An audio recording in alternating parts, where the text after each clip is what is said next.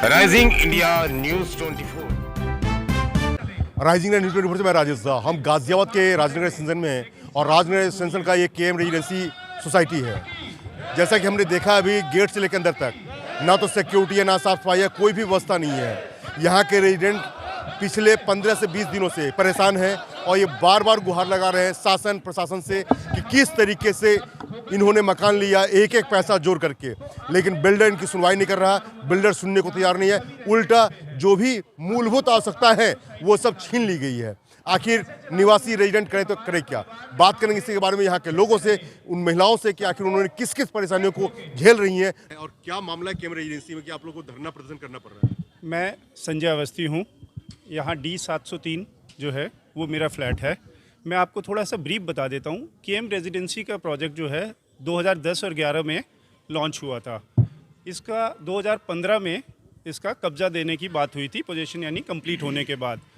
और जब ये प्रोडक्ट लॉन्च हुआ था तो हम सबको बताया गया था कि रेडिसन केएम रेडिसन जो है उसी के जो प्रोमोटर्स हैं वो लोग इसको बना रहे हैं। तो हम लोगों ने उसमें 2010-11 में भरा। 2015-16 के आसपास हमको ये प्रोजेक्ट कंप्लीट होके मिलना चाहिए था, लेकिन 15 के आसपास जो बिल्डर है उसने फिर से फंड्स को घुमाना शुरू किया और कंपनी का नाम चेंज करके दामाउंट कर दिया। उस टाइम पे भी हमने दामाउंट का विरोध किया कि हमने केएम रेजिडेंसी में सारा पैसा लगाया है और ये केएम रेजिडेंसी में ही लगना चाहिए। धीरे धीरे बिल्कुल काम रुक सा गया था। हम लोग तब भी डीएम के पास गए, एसडीएम के पास गए, पुलिस चौकी गए। तो धीरे धीरे क्या हुआ, 2019 में ये हमें पोजीशन फिट आउट पोजीशन मिला। Fit out position? हाँ, ये सिर्फ बिल्डर्स की सबकी चाल है। पता नहीं क्या कारण है कि इतना शासन प्रशासन सभी है, लेकिन क्या है, बिल्डर पे लगाम लगाने के लिए सब जिसे कहते फेल है। बायर्स सिर्फ यहाँ नहीं, गाजियाबाद, नोएडा, सब जगह परेशान है। हमें 2019 में फिट आउट पोजीशन मिलना शुरू हुआ। हमारे जो ब्रोशर था, जो इसमें कीमत थी, उसके अंदर स्विमिंग पूल भी था, उसके अंदर यहाँ बैडमिंटन कोर्ट भी था, बच्चों के लिए प्ले स्टेशन भी था, यहाँ पे क्लब की भी बात हुई थी या जिम की भी बात हुई थी। लेकिन धीरे धीरे आज आप देख रहे हैं कि ये 10 साल हो गए, इसके अंदर कुछ भी नहीं मिला। हमें 2019 में जब पोजीशन दिया गया तो हमसे एक पेपर पे साइन लिया गया जिसकी कॉपी हमें नहीं दी गई। हमें कोई भी ब्लैंक पेपर था या कुछ नोटेड? नहीं, एक पेपर इन्हीं का पेपर था, स्टैम्प पेपर टाइप का, जिस पे इन्होंने हमसे साइन लिए और उस पे ये लिखा कि हमारी सारी चीज़ें सेटल हो गई हैं, हम आगे ना रेरा में जाएंगे या कहीं और जाएंगे। क्या इस तरह की बातें सभी बायर्स के साथ हुई है या सिर्फ सभी के साथ हुई है? सबके साथ। कितने लोग हैं ऐसे? सबके साथ। एक गिनती बता दीजिए, लगभग कितना है? 300 के ऊपर कम से कम 300 प्लस। 300 प्लस। जैसा कि देखेंगे 300 से ज्यादा बायरों को किसी स्टाम्प पेपर पे साइन करवाया गया था जो कि वैध नहीं है, क्योंकि उसकी कॉपी नहीं दी गई, उसको पढ़ने का समय भी नहीं दिया गया था। ये बिल्डर की बहुत बड़ी लापरवाही नजर आ रही है। इसके लिए खास के सघन जांच की आवश्यकता है। हमारी मजबूरी थी, क्योंकि बिना उस पेपर पे साइन किए हमें चाबी नहीं दी जा रही थी। हमने 2019 के बाद इसका पोजीशन धीरे धीरे लेना शुरू किया। उसके बाद हम बिल्डर से पूरा का पूरा सहयोग करते रहे। हमें बिल्डर ने डिलेड पेमेंट चार्जेस नहीं दिया। बिल्डर ने हमसे 10 रुपये प्रति यूनिट बिजली लेना शुरू किया। 10 रुपये प्रति यूनिट? 10 रुपये प्रति यूनिट बिल्डर ने हम लोगों से बिल के हिसाब से लेना शुरू किया। हमने उसको भी दिया कि उसी के अंदर जो था मेंटेनेंस भी मान के चले कि भाई ये उसको कर रहा है, तो हमने उसके लिए भी दिया। 2022-23 के बीच में हमसे मीटर लगवाने के लिए कहा, प्रीपेड मीटर्स, और उस प्रीपेड मीटर में भी उसने धोखाधड़ी करी। उसने 20,000 रुपये पर किलोवाट के हिसाब से हम लोगों से पैसा लिया। 2 किलोवाट के कम से कम 40 और 3 किलोवाट के 60, ऐसे करके जब बात की तो 2 किलोवाट के 35,000 के ऊपर बात बन के उसने हमसे। तो हर जगह होता नहीं कि कहीं नहीं होता। हमने ईडीसी भी दिया है, हमने ईईसी भी दिया, हमने सारे चार्जेस दिए, लेकिन उसकी धीरे धीरे चलो मीटर जब से लगना शुरू हो गया हमारे पास, फिर मीटर से पैसे आने वो शुरू हो गए। हम हर कदम पे बिल्डर के सपोर्ट करते रहे। 2023 में बिल्डर ने कहा कि भाई ऐसा है कि मैं इस तरीके से सोसाइटी चलाना मेरे लिए मुश्किल हो रहा है, तो आप जो है कुछ मेंटेनेंस देना शुरू किए। हमारे परिवार यहाँ पे रहते थे, तो हमने अपने परिवार की खातिर 1 रुपया, क्योंकि यहाँ पे कोई फैसिलिटी तो थी नहीं, तो हमने 1 रुपया उसके हिसाब से स्क्वायर फीट के हिसाब से बिल्डर को देना शुरू किया और उससे ये रिक्वेस्ट करी कि अब धीरे धीरे काम जो है उनको ख़त्म कीजिए। लेकिन बिल्डर ने ना तो उसका हिसाब देना शुरू किया, ना उसने इस काम को आगे बढ़ाया। कुछ महीने बाद जब हम लोगों ने देखा कि हमारे पैसे का कोई उपयोग दुरुपयोग हमें पता ही नहीं चल रहा, तो हमने वो देना धीरे धीरे उसको बंद कर दिया। फिर भी हमारी बिल्डर से बात रही। अब बिल्डर हमें शुरू से हर मौके पे धोखा देता रहा।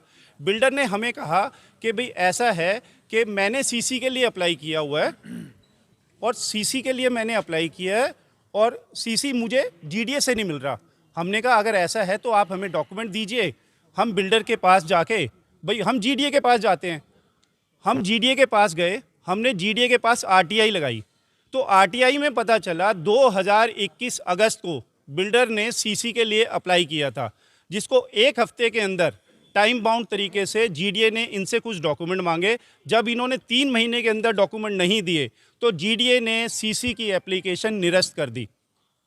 अब निरस्त करने के बाद भी ये लोग उसकी रजिस्ट्री करा रहे हैं, यानी सारे के सारे शासन प्रशासन आंख मूंद के सोया हुआ है और ये भी ये लोगों को चूना लग रहा है। आप पीछे 2-2.5 साल से 1.5-2 साल से ये कह रहे थे हमें मेंटेनेंस दीजिए। अब पता चल रहा है बिल्डर कह रहा है मैं तो यहाँ से रिज़ाइन कर चुका हूँ और मैं तो मेंटेनेंस मांग ही नहीं रहा। लोग चेक लेके खड़े हैं मेंटेनेंस देने के लिए। यहाँ का कोई बाशिंदा ऐसा नहीं है जो पैसे देने के लिए तैयार नहीं है, क्योंकि हमारे परिवार के लोग यहाँ रह रहे हैं, हमें हर सुविधा चाहिए। हमारे को आज आप मान के चलें तो 2 लाख के हिसाब से कवर्ड पार्किंग के पैसे बिल्डर ले चुका है, जो कवर्ड पार्किंग नहीं दी। बिल्डर हमारे से 20,000 रुपये प्रति किलोवाट के हिसाब से बैकअप के चार्जेस ले चुका है, हमें अभी तक वो मुहैया नहीं कराया।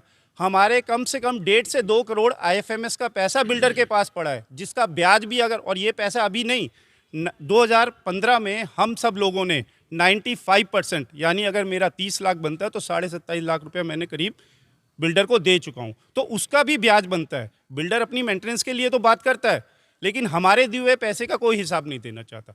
तो हम लोग शासन प्रशासन मीडिया सबसे ये रिक्वेस्ट करते हैं, सिर्फ हम ही नहीं, ऐसा क्या कारण है आप लोग पता करें कि रेरा है, जीडीए है, अथॉरिटी है, सब है, लेकिन बिल्डर बेलगाम कैसे है? मेरा नाम शुभम स्वामी है और मैं डी 1104 में रहता हूँ यहाँ पे। और यहाँ पर दिन ब दिन स्थिति इतनी ख़राब होती जा रही है कि हम लोग आधारभूत सुविधाओं के लिए भी लड़ रहे हैं। आज यहाँ पर बिल्डर ने अपनी पूरी सिक्योरिटी हटा ली है। यहाँ पर फायर सेफ्टी के कोई मेजर्स नहीं है, उसके लिए फायर डिपार्टमेंट ने केस किया हुआ है। बारिश के सीज़न में खासकर आप अब देखेंगे तो पूरे चारों तरफ से बड़े बड़े पत्थर गिरते हैं, उसके वजह से कई बच्चे घायल भी हो चुके हैं, बहुत सारे लोगों को एकदम जान माल का नुकसान है। ऐसी स्थिति में हम लोग यहाँ पर अपना हार्ड अर्न मनी देके और फ्लैट्स लेके फंस चुके हैं। हम लोग हर महीने EMIs भरते हैं, हमने पैसा दिया है, लेकिन फिर भी हमारे जो हक की लड़ाई है, जो हमारा फ्लैट है, वो हमें नहीं मिल पा रहा है। इस तरह से हम लोग यहाँ पर पूरी तरह से फंस चुके हैं। ये जो परेशानियां हो रही है इससे काफी आप लोग दो चार हो रहे हैं, हाँ जी, क्या कहना चाहेंगे? आपको कानूनी पहलू से सारा अवस्थी जी ने क्लियर कर दिया है। अब हमारी जो दिक्कत है वो आपको भी पहले भी विदित है और आगे भी हम आपको बताना चाहते हैं कि गेट पे से सिक्योरिटी हटा दी है, सफाई का यहाँ पर कोई साधन नहीं है, सीसी नहीं है, ओसी नहीं है, बिजली का एनओसी नहीं है, लिफ्ट के लिए हमारे पास कोई एनओसी नहीं है, फायर का एनओसी नहीं है। बिल्डर अपनी मनमर्जी करता है और हमारे को मिलने के लिए कोई अपॉइंटमेंट नहीं देता है। ओप्ट है और मैं C901 में अभी 1 साल पहले हम लोग आए हैं दिसंबर में। ये महिलाओं के साथ जो प्रॉब्लम हो रही है खास करके सो मैं खुद ही एक वर्किंग वुमेन हूँ और मेरी मम्मी रहती है मेरे बेटे के साथ। हम लोग maximum women I think working है और कुछ हाउसमेट्स भी हैं, हाउस मेकर्स भी हैं। हम पूरे दिन घर में अकेले रहते हैं, पीछे सिक्योरिटी नहीं है, गेट पे कोई गार्ड्स नहीं है, हमारी लिफ्ट नॉन वर्किंग है। हर ब्लॉक में मुश्किल से एक लिफ्ट चल रही है, वो भी भगवान भरोसे चल रही है। अभी कुछ देर पहले भी मेरी लिफ्ट ख़राब थी हमारे ब्लॉक की, C ब्लॉक की। हम हमेशा ग्रुप हमारा बना हुआ है, उसमें कंप्लेन करते हैं। सुधीर अंकल बेचारे इनिशिएटिव लेते हैं, कॉल करते हैं, हमें बताते हैं कि बेटा मैंने कंप्लेन कर दी है इलेक्ट्रिशियन को, थोड़ी देर में चल जाएगा। परसों सुबह ही 7 बजे के आसपास लिफ्ट बंद थी। मैं अपने बेटे को 9th फ्लोर से नीचे लेकर आई, उसका बस वाला वेट कर रहा था। एंड क्लाइंबिंग बैक ऊपर बहुत मुश्किल हो जाता है एट अ सर्टेन एज। हम तो फिर भी यंग हैं, बट काफ़ी लोग नहीं चल पाते, तो कुछ भी व्यवस्था नहीं है। मैं मजाक में ही कह रही थी अंकल से उस दिन कि मेरा घर बिकवा दो, हम इतने परेशान हैं कि हम एक साल में ही जाना चाहते हैं। सिक्योरिटी के रीज़न से सोसाइटी में आए थे, बट कुछ भी अवेलेबिलिटी सुविधा है नहीं। क्या चाहते हैं आप लोग, क्या हो? हम चाहते हैं हमें यहाँ सिक्योरिटी मिले, और जो बिल्डर ने हमारे साथ बिल्डर ने जो हमारे साथ धोखा किया है, हमारे पैसे लेके हमसे ही वो कह रहा है कि हम मिलना नहीं चाह रहे हैं, हम करना नहीं चाह रहे हैं। हम सब ने अपनी कमाई लगाई है इसमें, और हमें रहने के लिए एक नॉर्मल से अपनी सोसाइटी चाहिए। हम जब से यहाँ पे आए हमें 1 साल फरवरी में हो जाएगा, पर इस सोसाइटी की इतनी जर्जर हालत हो रही है, लिफ्ट में जाते हुए डर लगता है, सिक्योरिटी हट गई है, गंदगी के ढेर हैं। अब आप बताएं कैसे करें। बिल्डर को इतने फ़ोन इन सोसाइटी वालों ने इतना मिलकर बुलाने की भी कोशिश करी, बात करने की कोशिश करी, वो बात ही नहीं करते हैं। अब तो उन्होंने बिल्कुल ही कह दिया कि मैंने तो यहाँ से रिज़ाइन कर दिया है। अब क्या करें, आगे क्या होना चाहिए। GDA भी गए हैं हम, ये नंदग्राम जो थाना इसमें भी गए, उन्होंने FIR नहीं लिखी इन लोगों की, और पता नहीं क्या रीज़न था। उन्होंने यही कहा कि हम बात कर लेंगे, हो जाएगा, और प्रशासन से भी यही मिला है आश्वासन कि हो जाएगा। लेकिन इस टाइम जो है सारी पब्लिक बड़ी समस्याओं से जूझ रही है, तो इसका बहुत परेशान है। बिल्डरों का जैसा कि अत्याचार यहाँ पे देखा जा रहा है, और शोषण खास के रेजिडेंट्स के साथ की जा रही है। इसके लिए महिलाएं भी परेशान है, रेजिडेंट्स भी परेशान है। पोजीशन मिलने के बावजूद इन लोगों को जो मूलभूत आवश्यकता है वो भी नहीं मिली। सुरक्षा व्यवस्था खतरे में है, महिलाओं और बच्चों का रहना बहुत ही दुर्भर हो गया है। सफाई की व्यवस्था तो गंभीर है ही। यही E ब्लॉक में 1203 पे मेरा फ्लैट है।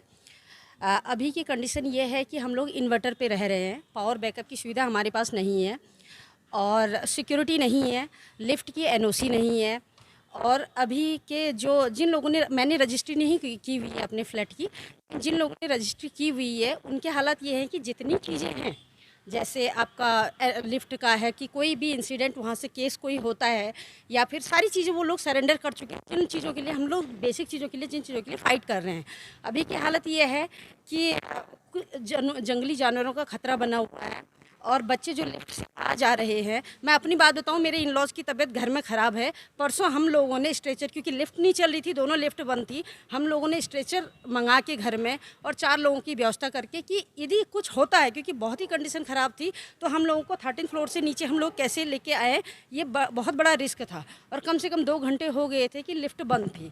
तो ये सारी चीज़ें हैं जिनके लिए हम हर दिन लड़ रहे हैं, और यदि अभी भी कोई हमारी बात नहीं सुनता है तो हम सब लोगों ने की प्लानिंग है, क्योंकि हम लोग मजबूर हो चुके हैं कि 350 लोग, जितने लोग हम लोग यहाँ पे रह रहे हैं, हम लोग GDA के दफ्तर में जाएंगे और वहाँ पे बैठेंगे, क्योंकि अब हमारे पास इसके अलावा, क्योंकि हमको अपने बच्चों को बचाना है, हम लोगों के घर में बुजुर्ग, जी हमारे बच्चे हमारे लिए बहुत परेशान है, कुछ नहीं है। माता पिता यहाँ रहते हैं, बच्चे बाहर रहते हैं। बच्चों का डेली फ़ोन आता है, सुबह दोपहर शाम, कि मम्मी सिक्योरिटी हुई, आप लोग डरना मत, सिक्योरिटी मिली, सफाई हुई। पूरे दिन मैं ऑफिस में रहती हूँ, और कैमरा अगर मेरा 1 सेकंड के लिए घर का नहीं चलता है, मतलब आई वाज कि क्या हो गया, सब ठीक है ना, मैं अगल बगल को फ़ोन कर। देश और दुनिया का सबसे तेजी से उभरता हुआ news channel rising India news 24 channel को सब्सक्राइब करें, लाइक करें और वीडियो को शेयर करें।